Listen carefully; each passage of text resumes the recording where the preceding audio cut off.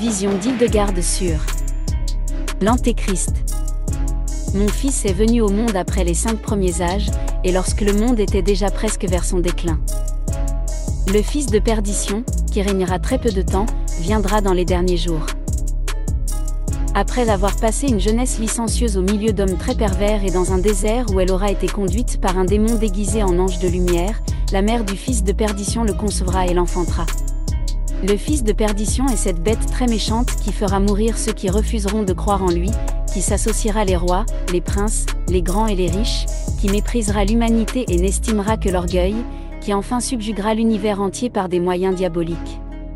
Il paraîtra agiter l'air, faire descendre le feu du ciel, produire des éclairs, le tonnerre et la grêle, renverser les montagnes, dessécher les fleuves, dépouiller la verdure des arbres des forêts et la leur rendre ensuite. Il paraîtra aussi rendre les hommes malades, guérir les infirmes, chasser les démons et quelquefois ressusciter les morts faisant qu'un cadavre remue comme s'il était en vie. Cependant cette espèce de résurrection ne durera jamais au-delà d'une petite heure pour que la gloire de Dieu n'en souffre pas. Il gagnera beaucoup de peuples, en leur disant: vous pouvez faire tout ce qui vous plaira, renoncez au jeûne, il suffit que vous m'aimiez, moi qui suis votre Dieu. Il leur montrera des trésors et des richesses, et il leur permettra de se livrer à toutes sortes de festins, comme ils le voudront. Il les obligera à pratiquer la circoncision et plusieurs observances judaïques, et leur dira: celui qui croira en moi recevra le pardon de ses péchés et vivra avec moi éternellement. Il rejettera le baptême et l'évangile et il tournera en dérision tous les préceptes que l'Église a donnés aux hommes de ma part.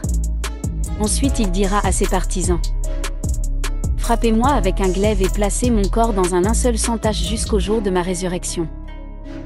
On croira réellement lui avoir donné la mort, et de son côté il fera semblant de ressusciter. Après quoi il commandera à ses serviteurs de l'adorer.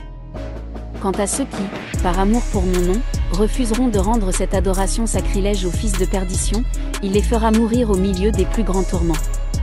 Mais j'enverrai mes 2 témoins, Enoch et Élie, que j'ai réservés pour ce temps-là.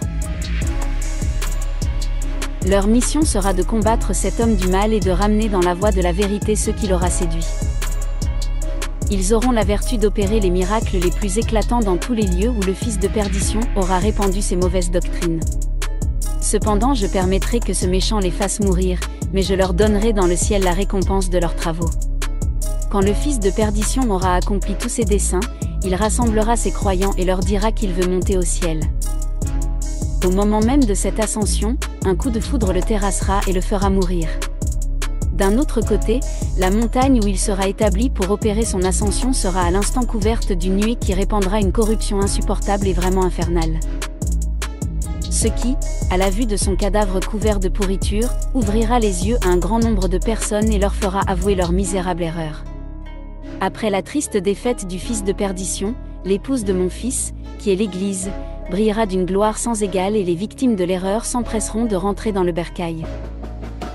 Quant à savoir quel jour après la chute de l'Antéchrist le monde devra finir, l'homme ne doit pas chercher à le connaître, il ne pourrait y parvenir. Le Père s'en est réservé le secret. Ô hommes, préparez-vous au jugement. Sourate